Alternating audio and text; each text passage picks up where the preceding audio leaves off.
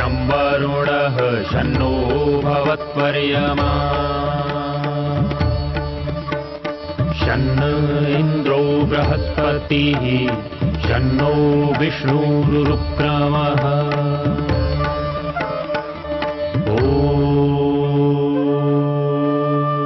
शान्ति शान्ति शान्तिः।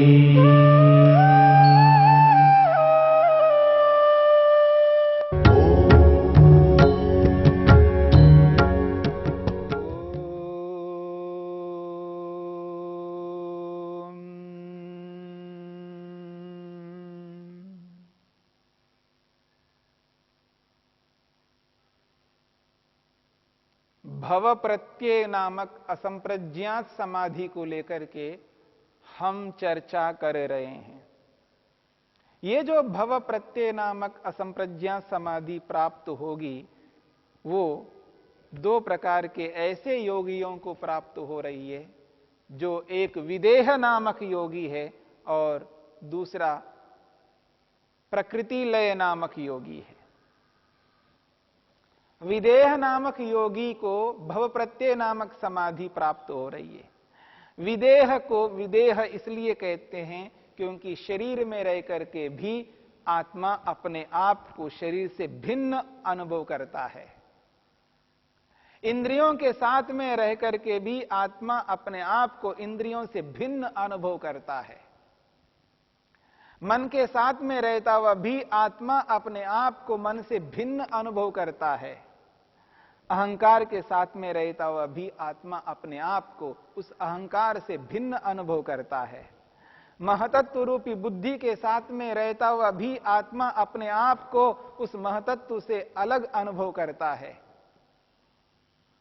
और ये जो शरीर, इंद्रियां, मन, बुद्धि जिनसे उत्पन्न होते हैं वो सत्व रज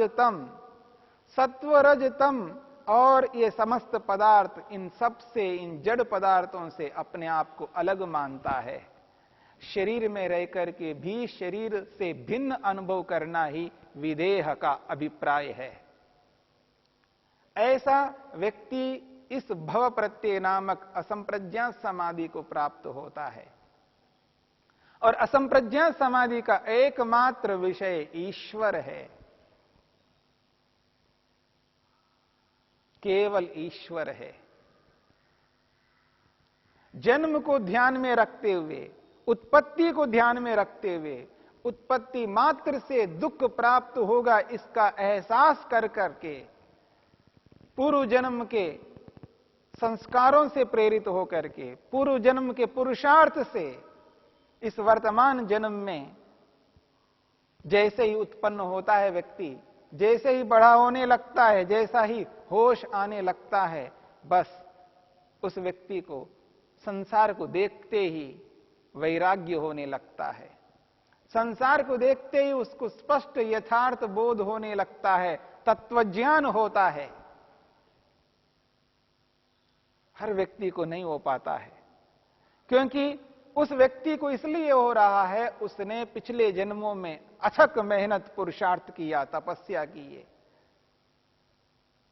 और बहुत उच्च स्थिति को प्राप्त करके आया है, संप्रज्ञा समाधि तक पहुंच करके आया है। इस जन्म में असंप्रज्ञा समाधि को लगा करके अपने लक्ष्य को पूर्ण करने की स्थिति में आया है। तो विदेह नामक योगी जिसने जन्म को, उत्पत्ति को ध्यान में रख करके इस समाधि को प्राप्त किया है, इसलिए कहा जा रहा है विदेह नामक योगी को भव प्रत्यय नामक समाधि की प्राप्ति होती है। और दूसरा वो व्यक्ति है जो प्रकृति लय नामक योगी है, उसे भी भव प्रत्यय नामक समाधि की प्राप्ति हो रही है। जो प्रकृति लय नामक योगी है, इस संपूर्ण ब्रह्मांड को प्रकृति में विलीन अनुभव करता है, इस संपूर्ण कार्य जगत को कारण के रूप में अनुभव करता है। अर्थात ये जो ब्रह्मांड है, ये जो प्रपंच है, ये जो संसार है, ये कार्य के रूप में, इकाई के रूप में हमें दिखाई दे रहा है। एकत्व के रूप में संसार दिखाई दे रहा है। और जब तक ये वस्तु, ये पदार्थ, ये सारा का सारा ब्रह्मांड इकाई के रूप में, एकत्व के रूप में दिखाई देता है, तब तक व्यक्ति का आकर्षण इस ब्रह्मांड में होता है। ब्रह्मांड, संसार के प्रति उसका जो प्रेम है, आकर्षण है, उसकी श्रद्धा है, ये तब तक बनी रहती है जब तक इसको एकत्व के रूप में देखता है। जिस प्रकार से विदेह नामक योगी जन्म जन्मांतरों के पुरुषार्थ से इस जन्म में इस स्थिति को प्राप्त किया है, ठीक इसी प्रकार से ये प्रकृति लय नामक योगी भी उसी स्थिति में इस भव प्रत्यय नामक समाधि को प्राप्त किया है। वह भी जन्म जन्मांतरों से पुरुषार्थ करते हुए आ रहे हैं। जब इस जन्म में जन्म लेता है और जैसे ही बड़ा होकर के देखता है संसार को, तो उसको विवेक होता है, यथार्थ बोध होता है। ये जो मृत्यु हो रही है, ये जो विनाश हो रहा है, उस विनाश के प्रति उसकी दृष्टि होती है। क्यों ये विनष्ट हो रहा है, क्यों जा रहा है, उसके विनाश को देख करके डर लगने लगता है, भय होने लगता है कि मेरा भी विनाश तो नहीं होगा। जब उसको डर लगने लगता है, भय लगता है, तो उसको एक ऐसी स्थिति में पहुंचता है कि ये जितना भी विनाश है, ये निश्चित है, सुनिश्चित है, विनाश होना आवश्यक है। ये सब नष्ट होने वाले हैं, मेरा शरीर भी नष्ट होने वाला है, मेरा शरीर भी नष्ट होगा। जो इंद्रियां हैं, जिन इंद्रियों के माध्यम से मैं जानकारी प्राप्त कर रहा हूं, ये इंद्रियां भी नष्ट हो जाएंगी, ये मन भी नष्ट हो जाएगा। जो अनुभव कराने वाला अहंकार है, अहम की अनुभूति कराने वाला ये जो अहंकार है, मैं का एहसास कराने वाला ये जो अहंकार है, ये भी नष्ट होने वाला है। जो आज मैं निर्णय कर रहा हूं, जिस बुद्धि को लेकर के, जिस महतत्व को लेकर के, वो महतत्व भी नष्ट होने वाला है। संसार का प्रत्येक पदार्थ उसको यही दिखाई देता है, ये नष्ट होने वाले हैं। आज नहीं तो कल ये समस्त पदार्थ विनाश को प्राप्त होंगे, प्रलय हो जाएगा। बस उसकी दृष्टि प्रलय के प्रति है। तो धीरे धीरे संसार के प्रति जो आकर्षण है वो घटता रहता है। और उसको इतना ज्ञान विज्ञान होता है संसार को देख करके, पिछले जन्मों का जो पुरुषार्थ है वो इस जन्म में जुड़ जाता है, पिछले जन्म के पुरुषार्थ को वर्तमान जन्म के पुरुषार्थ को जोड़ लेता है, तो पूरा का पूरा संसार उसको दुखदाई दिखाई देने लगता है, क्योंकि सब कुछ विनष्ट होने वाला है। इस विनाश को देख करके उसको वैराग्य होता है। संसार के वस्तु मात्र उसको दुखदाई दिखाई देने लगती है। बस उसको इस संसार से वैराग्य हो जाता है, पर वैराग्य को प्राप्त कर लेता है। अब वो व्यक्ति संपूर्ण संसार को एक प्रकार से मृत्यु के मुख में देखता है। इस पूरे ब्रह्मांड को मृत्यु के मुख में देखता है, विनाश होता हुआ देखता है।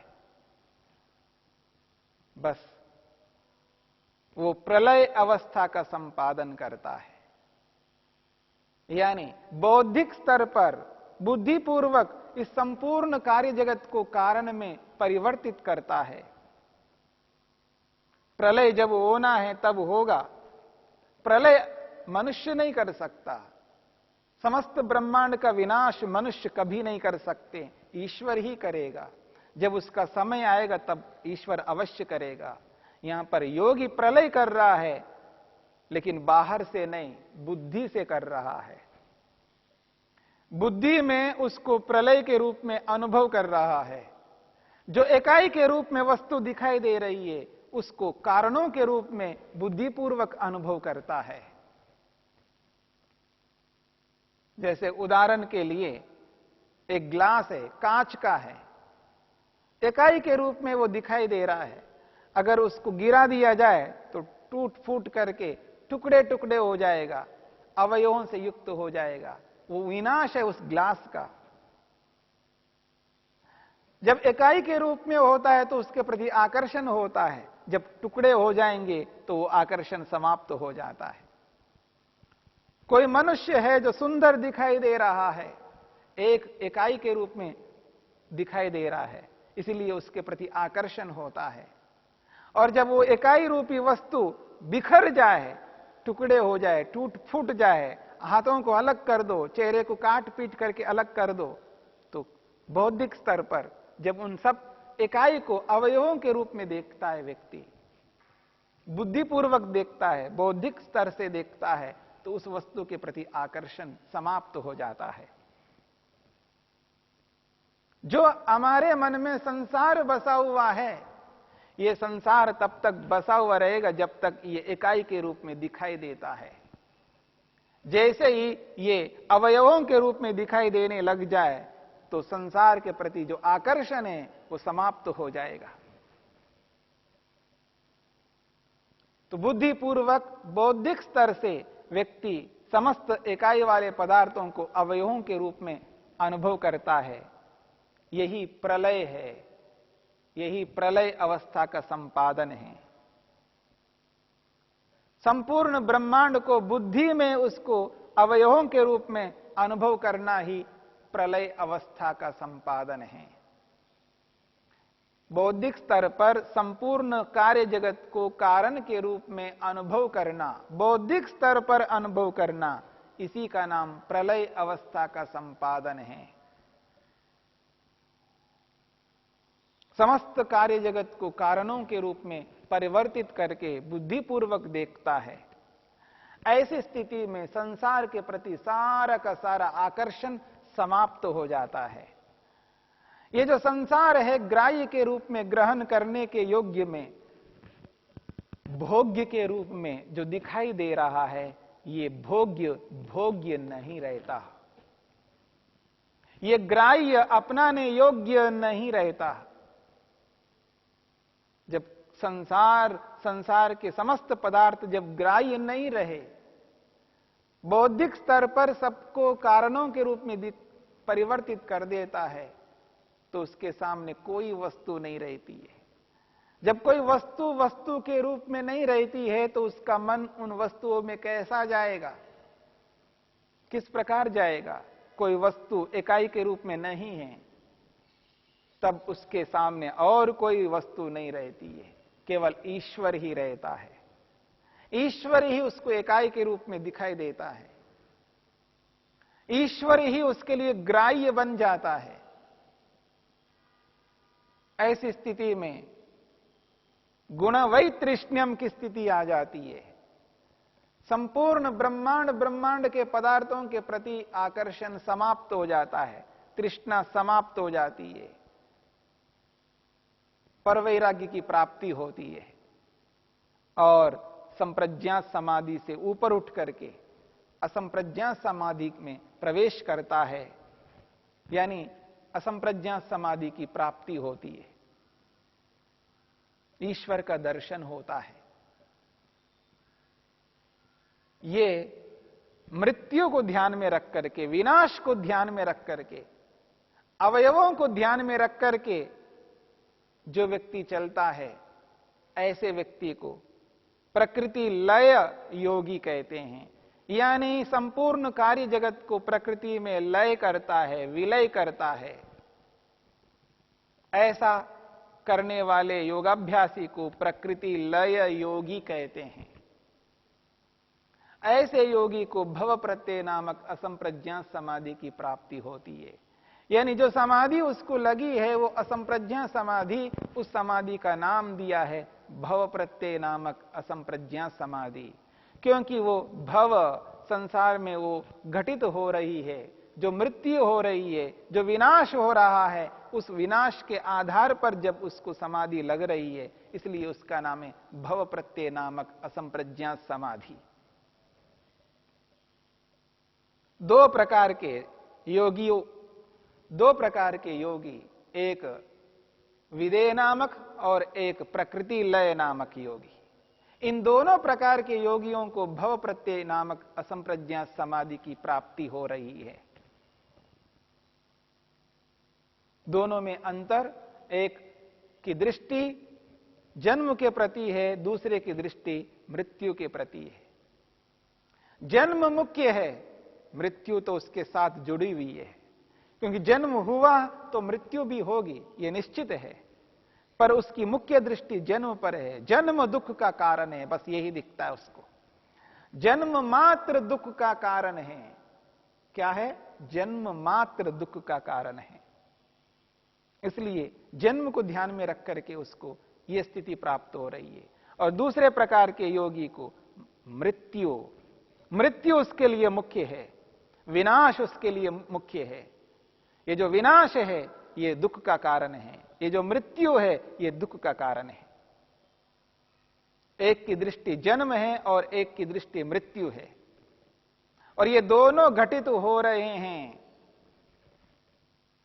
संसार में। ये दोनों निरंतर घटित हो रहे हैं। एक ओर जन्म हो रहा है, दूसरी ओर मृत्यु हो रही है। एक समय में, एक काल में, एक क्षण में मृत्यु हो रही है, उसी क्षण में जन्म हो रहा है। एक ओर जन्म है, एक ओर मृत्यु है। ये निरंतर घटित हो रहे हैं। एक व्यक्ति जन्म को ध्यान में रख करके उद्यम पुरुषार्थ कर रहा है, और दूसरा व्यक्ति मृत्यु को ध्यान में रख करके उद्यम पुरुषार्थ कर रहा है। एक व्यक्ति शरीर में रह करके इंद्रियों के साथ, मन के साथ, अहंकार बुद्धि के साथ रह करके भी उनसे अपने आप को अलग मानता है, विदेह की स्थिति में पहुंच जाता है। शरीर में रह करके भी अपने आप को, आत्मा को शरीर से भिन्न अनुभव करता है। वो है विदेह नामक योगी, जिसको भव प्रत्यय नामक असंप्रज्ञा समाधि मिल रही है। एक संपूर्ण ब्रह्मांड को जो कार्य के रूप में, इकाई के रूप में दिखाई दे रहा है, उस संपूर्ण ब्रह्मांड को उसके कारण सत्वरस्तम में विलीन अनुभव करता है। यानी कार्य जगत को कारणों के रूप में एहसास करता है, इकाई को अवयवों के रूप में अनुभव करता है। यही प्रकृति लय नामक योगी का, प्रकृति लय नामक योगी को प्राप्त होने वाली असंप्रज्ञा समाधि है, भव प्रत्यय। तो भव प्रत्यय नामक असंप्रज्ञा समाधि इन दोनों प्रकार के योगियों को प्राप्त हो रही है। इसलिए महर्षि पतंजलि कहते हैं, भव प्रत्ययो विदेह प्रकृति लयानाम, विदेह प्रकृति लयानाम, और जोड़ लीजिए योगी नाम भवती। विदेह और प्रकृति लय नामक योगियों को भव प्रत्यय नामक असंप्रज्ञा समाधि प्राप्त होती है। ये असंप्रज्ञा समाधि का एक उपाय है भव प्रत्यय। दूसरा उपाय है उपाय प्रत्यय, उसकी चर्चा हम करेंगे। ओ